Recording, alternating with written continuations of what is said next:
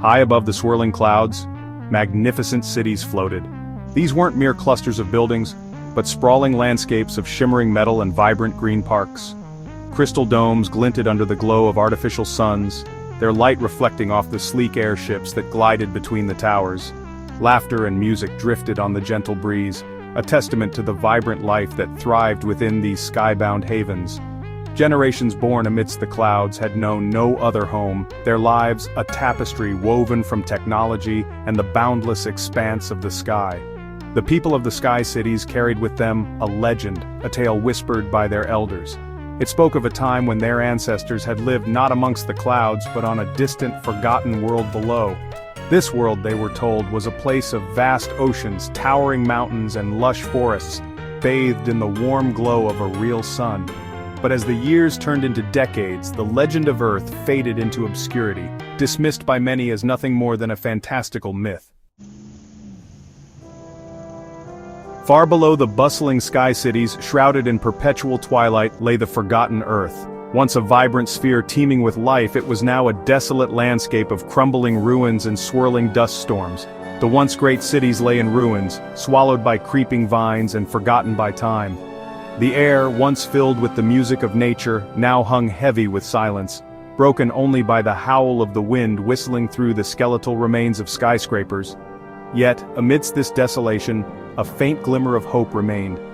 On a lonely stretch of coastline buffeted by crashing waves and fierce winds, stood a solitary lighthouse. Its once bright paint was now faded and peeling, its metal bones exposed to the elements. But despite its dilapidated state, the lighthouse remained a beacon, a symbol of enduring hope in a world consumed by shadows. For within its sturdy walls lived Lumo, the Last Lightkeeper, a guardian of the past and a beacon for the future. Lumo was a man of indeterminate age, his face etched with the passage of time, his eyes reflecting the wisdom of generations past.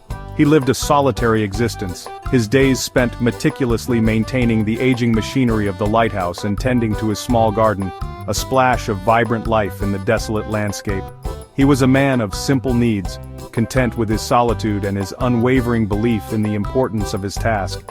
Every evening, as the last rays of the distant artificial suns faded below the horizon, Lumo would climb the winding stairs to the top of the lighthouse. With a practiced hand, he would ignite the ancient lamp, sending a powerful beam of light slicing through the gathering darkness. It was a beacon for any who might still look to the sky, a reminder that even in the darkest of times hope could endure. Lumo wasn't entirely alone in his vigil. By his side was Sol, a scruffy but loyal dog with fur the color of the setting sun.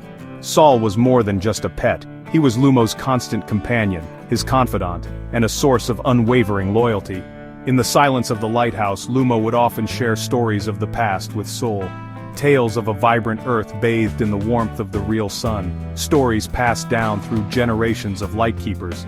Sol, in turn, would listen with rapt attention, his tail thumping softly on the stone floor. He would follow Lumo on his daily rounds, his keen senses alert for any sign of danger or perhaps a glimmer of hope.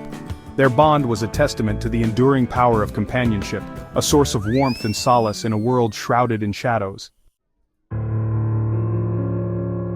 Section 5. The light fades. One day a tremor shook the lighthouse, sending shivers down Lumo's spine.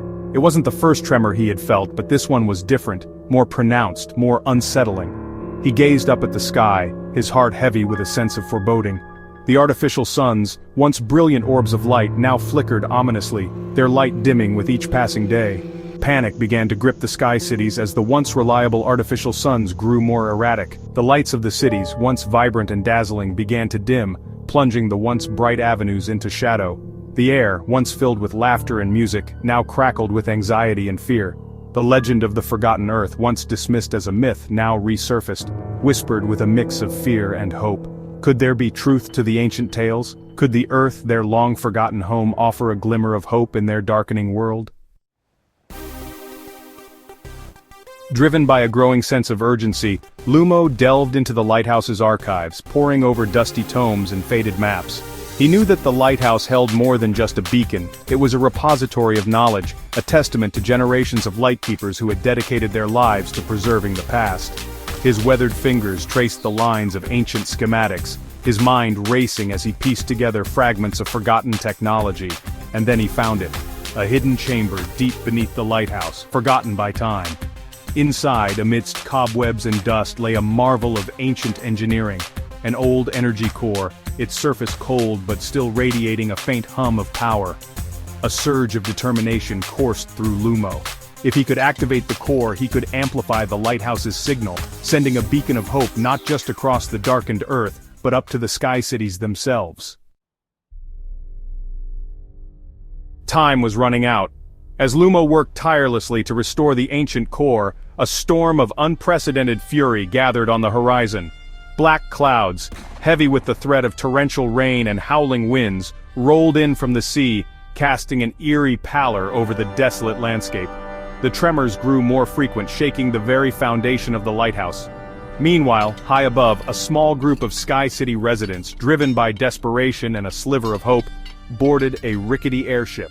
Led by a young woman named Lyra, they were determined to reach the source of the mysterious signal emanating from the forgotten Earth. They knew the risks, knew the odds of finding anything but ruin below, but they clung to the faint hope that the legends were true, that somewhere down there, a beacon of hope awaited. With a deafening roar, the storm broke, unleashing its fury upon the lighthouse. Waves crashed against the stone walls, threatening to swallow the structure whole.